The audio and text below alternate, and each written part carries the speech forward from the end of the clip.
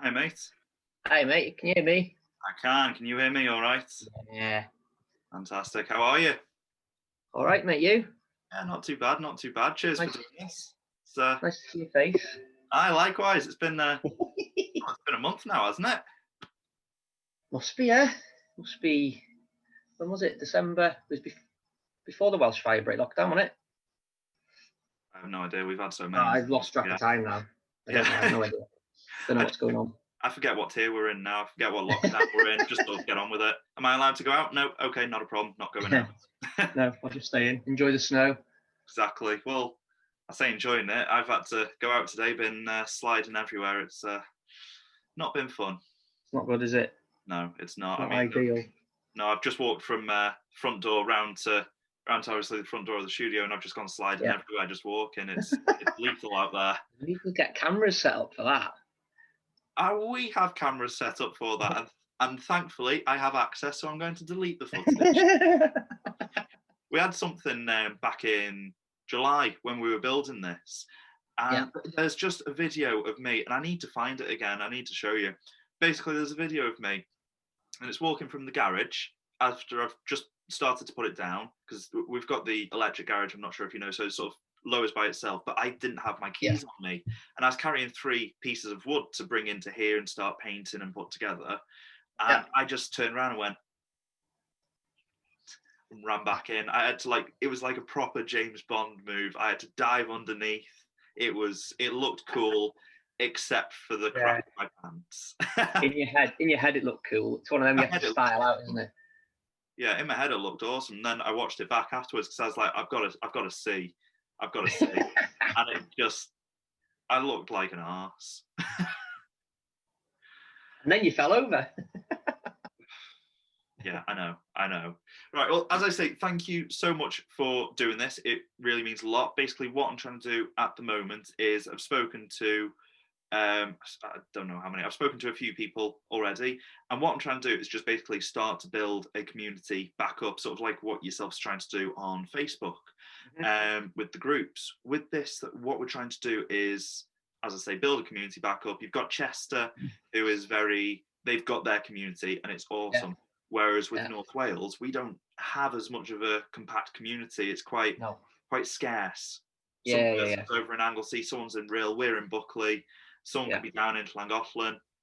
There's just loads of different people everywhere. So trying to bring people together, introduce people to one another, and also promote. That was the same idea with the group, to be honest, as well. Yeah, it was like that. Get a place where everyone can communicate and share ideas or whatever. You know what I mean? That type of thing. But like you said, there's not really anything around here, isn't there? Not at the moment, no. I mean, you get people who will get the gigs. Like there's different pubs, obviously before lockdown, different pubs and bars and venues that supported music. Except, obviously, at the moment, it was just people from here, there, and everywhere. Whereas if we had a small community, and when I can't play the Red Hall tonight, can someone jump on it? Yeah. It doesn't leave. It means that you're sort of covered, and the bar, venue, pub themselves are not worrying about the entertainment for the evening, trying to grab someone last second, which I know can be stress for them. Yeah, so it's also like if you were, if someone was sat at home playing a guitar and was like, I want to do like being a band, but how do you meet other musicians to do a bit of jamming or go gigging or whatever it might be? It's just ways for people to meet, isn't it? Yeah, exactly. Well, as I say, thank you for doing this. It is also a lot about yourself as well. So first question for you is, how did you get into music?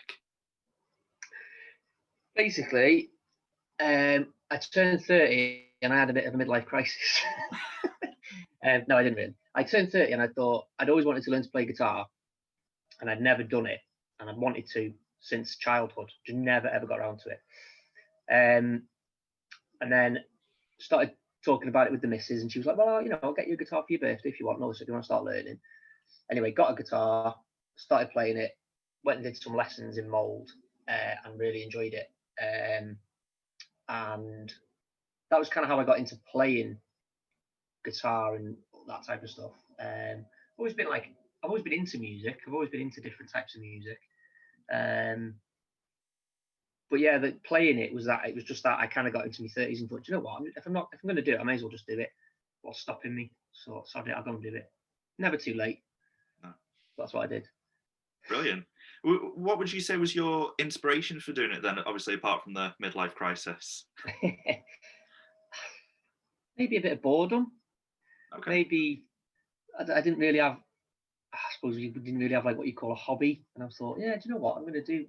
It was something that had been like eating away at me for years, thinking I really want to do it, and it just got to a point where I'm like, I'm just going to do it now. So I did it. I'm just going to do it. No, fair enough. I don't blame you. Obviously, you've come in to here, and we've recorded a hell of a lot of songs together. Yeah. Including the. Oh, go on. Say again. Still haven't finished. No, still haven't finished. We've got your 10-minute song to do, yeah? No, obviously, the Christmas one, we're working towards an LP for yourself or EP, whichever we sort of go with in the end. Yeah. How do you go? What is your writing process? Because I speak to people and they say, myself, for example, I will go on a walk and all of a sudden I will look at Mulvamai, for example, and I will think 2 lines. Don't know why. Yeah. Don't know why, but it will just come like that. Whereas other people will go, I'm going to write a song about feeling happy today. So they'll sit down, 20 minutes, thanks, song done. How do you go about it? It's usually, I think a lot of people is chords first, isn't it? A lot of people, I think, would have like a chord progression and then start humming along or trying to come up with them. I'm the other way. I'm usually lyrics first. Okay. So I'd usually have, and I usually write in order of the song, if that makes sense. So I'd start with like the first verse, then write a bridge, then write a chorus. Okay. But it would usually just be like an opening line, would just come to me, or it'd be an idea I had for something, and then I'd get the sort of lyrics and the melody, and then go and get a guitar and come up with the chords behind it. I've done a couple the other way around, which is chords first. Yeah.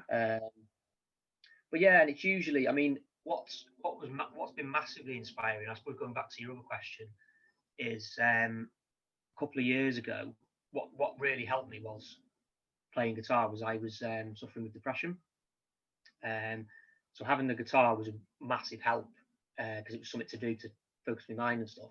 And that's when I started writing songs, because it helped me so I wrote songs about the feelings I had at the time and stuff like that. And then I had my little girl a couple of years ago, and then she's been a massive inspiration, because it's just, as you know, I've written plenty of songs about her. Thousands. Thousands of songs. Thousands, yeah. So it's just general life, it sounds obvious, but write about what you know, isn't it? Write about your experiences and stuff like that. Yeah. So yeah, she's a massive inspiration, and then just general, whatever I'm feeling at the time. I don't tend to sort of think I'm going to sit down and write a happy song. It'll just be, I've got a line in my head, and how can I progress that, or whatever it might be. And it just kind of flows together by itself. No, fair enough. I do have a question for you. Or I'll copy off someone else. Brilliant. I do have a question for you, and it's just something that's come to mind now, and I haven't asked anyone else because I didn't think about this. There's something that came up on my Facebook last night under sponsored, and it was write your own song with a couple of key phrases or something like that. So it was an app that built songs for you. What is your opinion?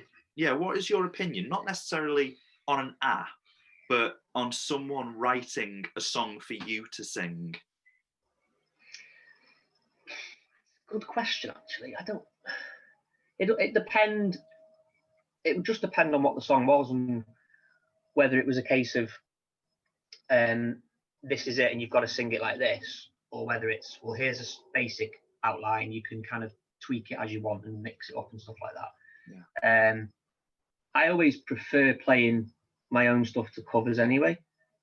Obviously, when I started learning guitar, it was all about learning other songs, but I haven't properly played another song by someone else for ages. I kind of gone back and was like, I'll try this, and then I thought, I can't even remember it now. I forget really quickly, like songs that I've learned years ago. Bless me.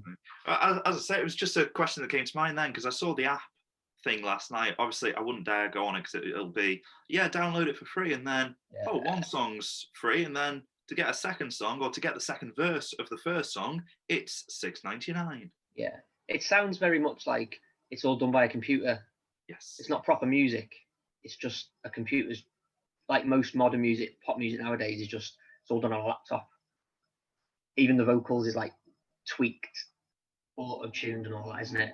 Yeah. And it's just not as good as playing music and doing it properly.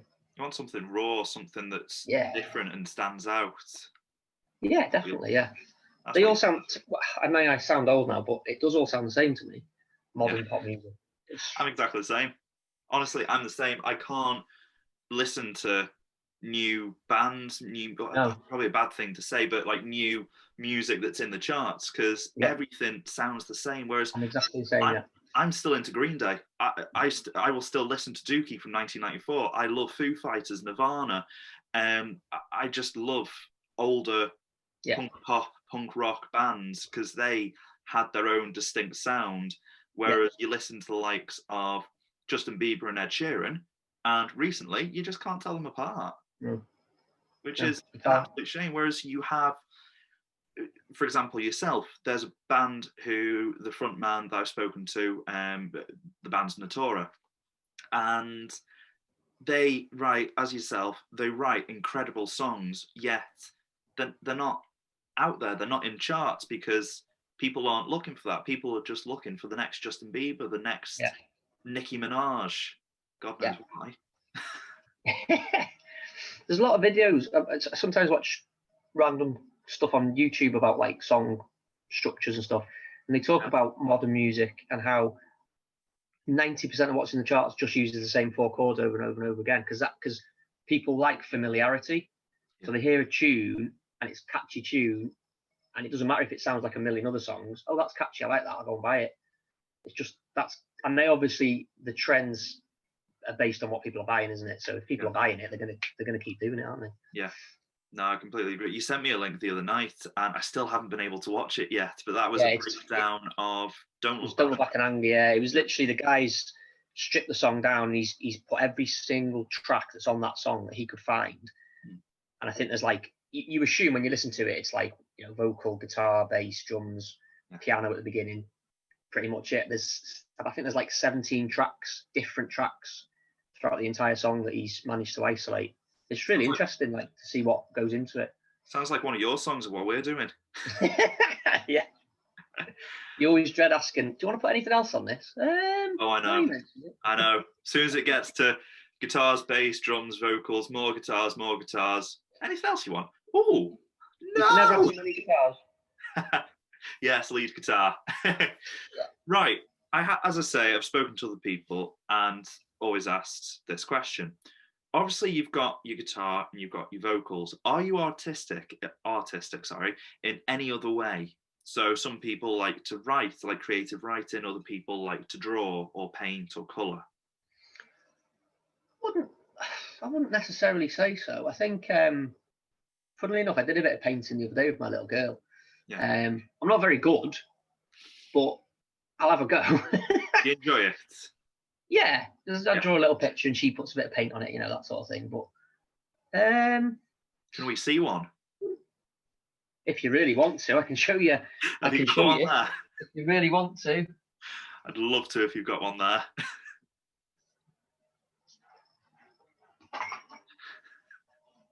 So this was my Monday morning. This is how I spent Monday morning. Okay. Lovely.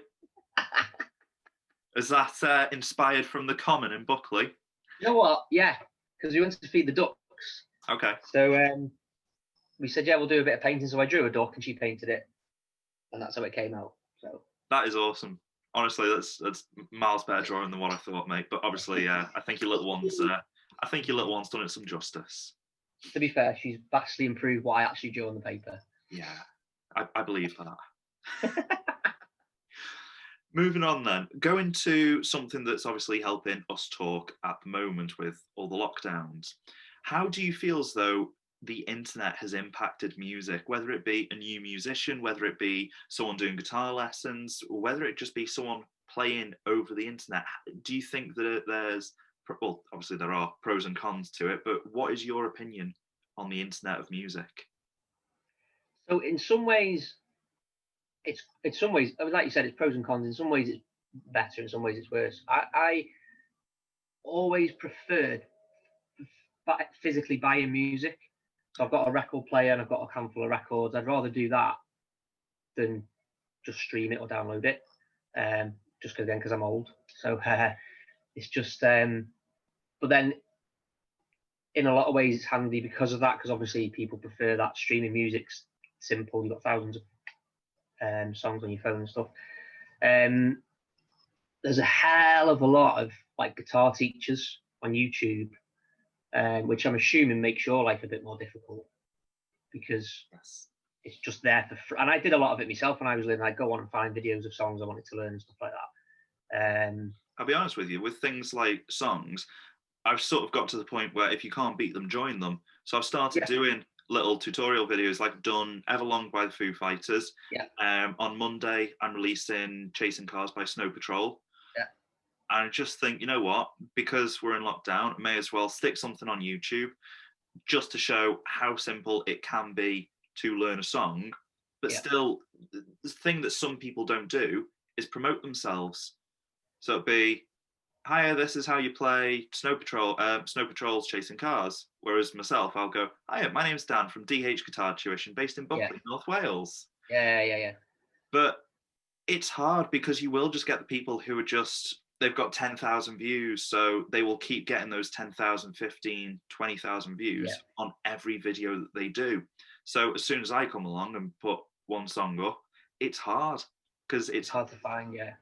YouTube the is other thing, promotion. Like we were saying about the modern trends, is people are probably looking for guitar lessons for like Ed Sheeran and people like that. Whereas if you're doing Foo Fighters, there won't be as many people. No. Personally, I'd much rather learn a Foo Fighters song than an Ed Sheeran song. But so would I. There's a lot of people that are going to go, oh, go on YouTube and look for guitar lessons. How do you play Ed Sheeran? Because that's what everyone wants, isn't it? Yeah. So just going back to the question then very quickly.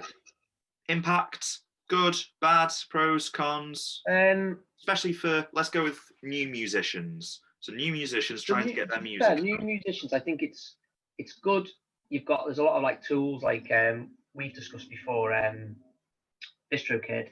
Yes. You know, Spotify, those kind of, you can get music out a lot easier than you would have done previously. Obviously, you'd have to have gone and just played gigs and hope that someone will send tapes off and hope someone signed you and stuff like that before you can get anything out. Obviously, nowadays, you can release your own music. You don't even need a record label like you used to. So it's much better in that respect. What was the other question? Pros and cons. It was the pros and cons of the impact of new music. The impact of new music. So I think it's good. I think it's good for new music. Do you know what? In a way, it's probably worse for established bands and stuff because they're not earning as much money as they used to. Because obviously, music doesn't, sell music anymore. That's streamed. Exactly. The thing that I've been going back to would be we went to streaming. So Spotify, for example. Yeah. You pay. I think the premium's like $9.99. I don't know because I don't have free premium. I have the free one. But you pay $9.99 and you can listen to, or you could listen to myself, for example. You could then listen to Green Day, Foo Fighters, Arctic Monkeys, Coldplay, Nirvana. You can listen to everyone. But look at it the other way, and how much are they actually getting? You think about it, and you've got one person paying 10 quid, but they just want to listen to Foo Fighters. Foo Fighters will not be getting, and I know this from experience, they won't be getting any money until they've reached 100 streams. So obviously Foo Fighters, very well established band. I love them. They're amazing. If anyone's listening and hasn't heard of Foo Fighters, go listen to them. Get a life. Go listen. Not heard of Foo Fighters. Yes, I've got a little picture of Dave Grohl in the background there, courtesy of Abby, which I'm very grateful for. But with new artists or artists who aren't as well known as Foo Fighters, myself for example, unless you're getting 100 streams, 1,000 streams on just one song, you will not earn a penny. So Yeah. I think there's, as I said in the question, there's pros and cons. You got the Yeah. pro of, yes, you're being listened to, so you're more than likely to be listened to again, but you've got the con of you're not being paid. So it's 50-50. It depends if you want to go full time. If you want to go full time, as soon as everything back opens again, you need to get gigs because you can't earn money from streaming, No. which and you is need, or you need like to get signed and have a record label promote you and stuff like that. Yeah, because with the record label, what they do is they give you, I'm sure it's like a grant. They will give you a grant, go to a studio, record your songs, let's get an album done. Yeah. It's that sort of feel, I think it is. I'm not 100% though, I've never tried. Yeah, it sounds right. Sounds about right. That. Yeah. Well, moving on then, obviously spoke about the internet. It is, I do speak poorly of it, but at the same time, we wouldn't be able to do this. I wouldn't be able to speak to people. So Yeah. it does have its benefits. Everything has its pros and cons in the end. If someone is watching then who is a new musician, would really help if I could get my words out today. So if someone's watching who is a new musician, what would be, with your experience, your advice to them?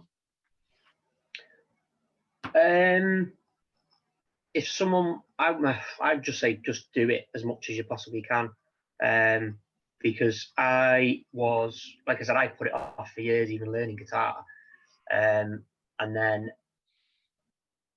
I'm glad I sort of started doing it, messing around and all that sort of stuff. I just say, just if you want to do it, just do it. There's no wrong way of doing it. I'd say go for it, and I'd say when you've got some songs, get into a studio and get them recorded. Because even if this is my sort of attitude, I'm not, I'm doing it because I enjoy doing it. Yeah. But even if it doesn't go anywhere, which it probably won't, I've got them songs recorded forever. I can just always listen to them if I want to. Don't have, it doesn't have to go anywhere. It doesn't have to earn you money or anything like that. So I'd say just do it as much as you possibly can. If it's something you enjoy doing, I kind of got a bit of that attitude this year, to be honest, because 2020 was so crap. Yeah. 2021's a bit like, do you know what? I'm just sod it. And if I want to do it, I'm just going to do it. I don't care. It's just like, who cares? Nothing's going to be worse than last year, is it? Well, don't say that. You never know. Well, I don't want to jinx it. Touch wood. No, that's fair enough. So, tell you what then, look at guitar for a moment. When you started, so if someone's watching, they're playing guitar and they're just going, I can't do it. I can't change chords quickly. What is your advice to that? So, first of all, there's techniques to change chords quickly. There's plenty of videos, like we said, on YouTube. I'm sure you've got a few as well, that little tricks you can use to help you change chords quicker. So have a look at that. But then I'd also just say, just keep it. I remember when I started, and the first song I learned was Boulevard of Broken Dreams by Green Day.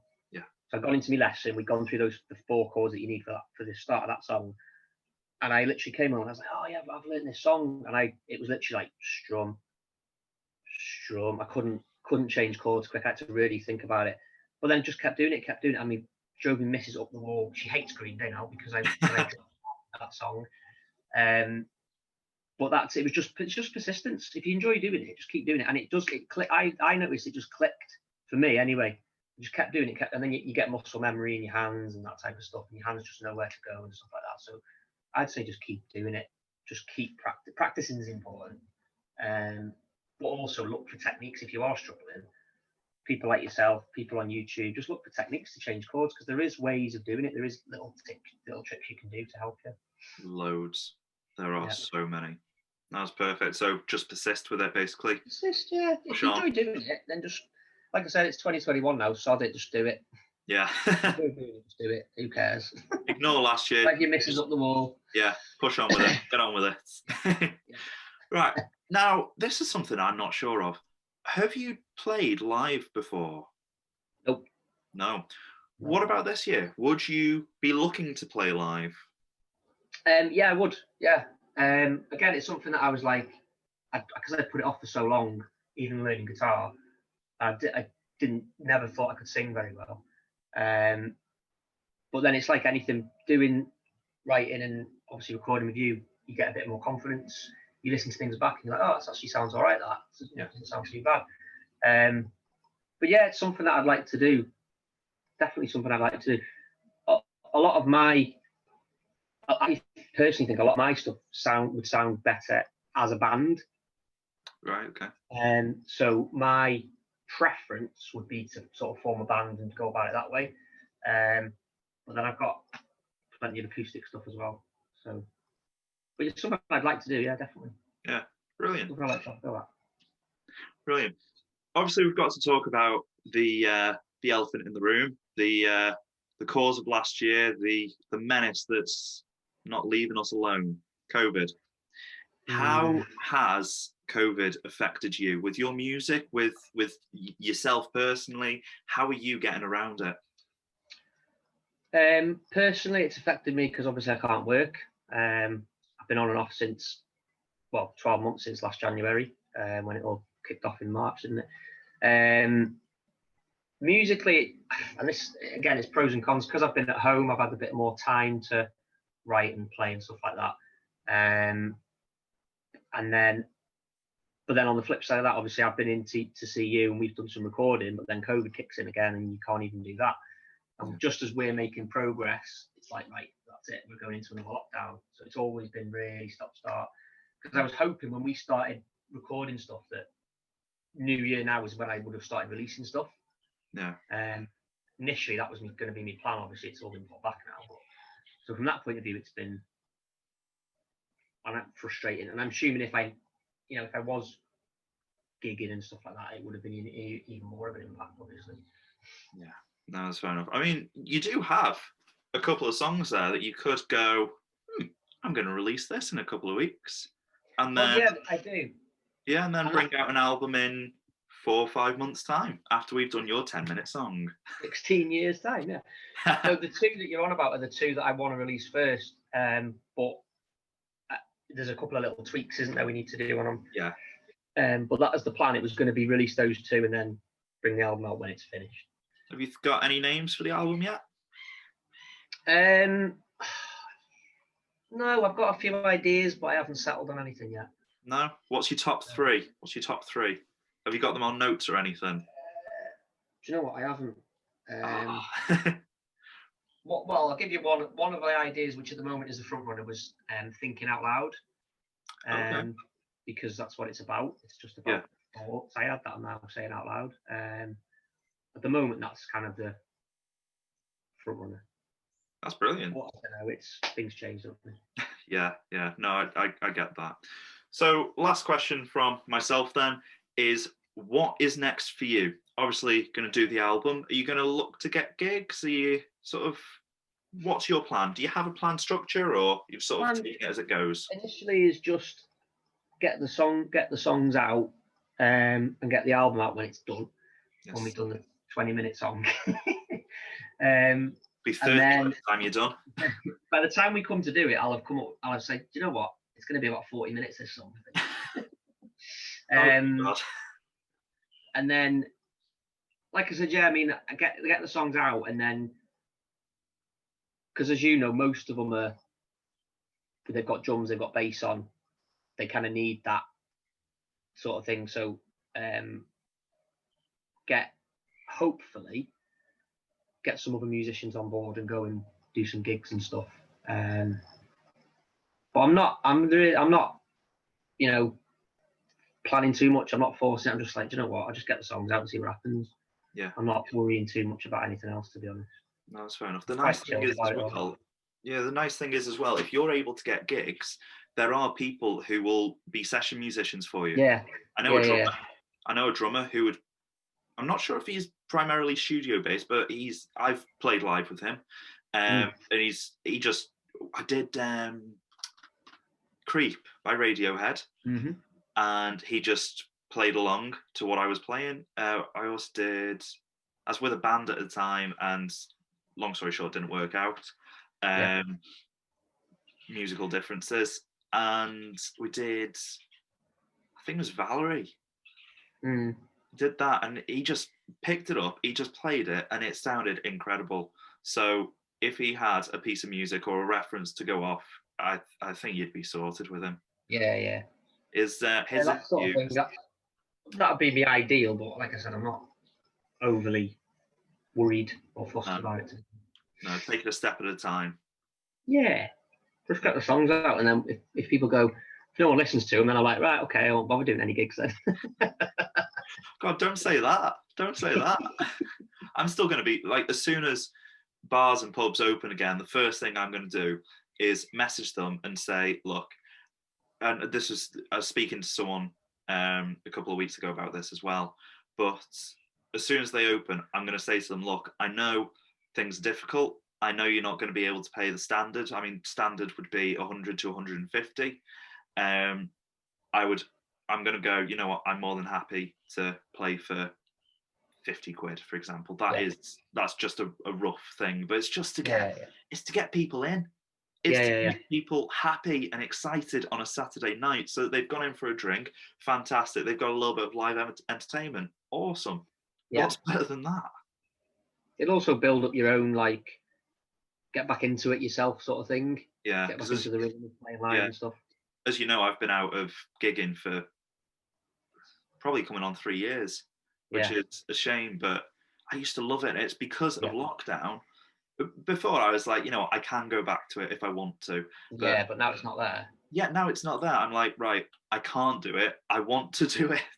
Yeah. It's been a pain, but it's also made me go, you know what? I want to do it. I want to be able to play live. I want to go out and sing to people, have them sing back. Yeah. There's been gigs before where I've sat down, let someone take over the mic, they've passed it round the room, and by the time they've finished passing it around, I'm back at the start, take the mic, cheers for that, thanks, good night. And that's my closing song.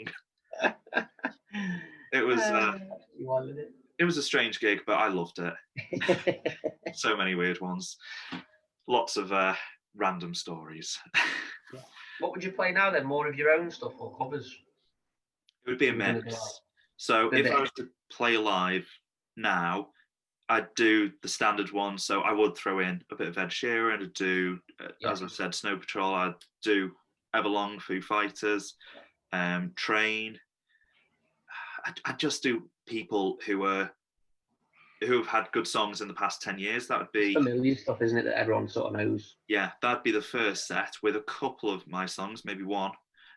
Second set is when you go more 80s, 90s, and early thousands. Because that's when you've got the people who are sort of maybe in their 30s, 40s. They want to hear the likes of Uptown Girl, Billy Joel. That's when they want to hear the likes of Blur. It's just, you've got to gauge it. You've got to have a folio of 40 or 50 songs so that when you go and you've got your 30 songs ready, you can go, okay, you know what?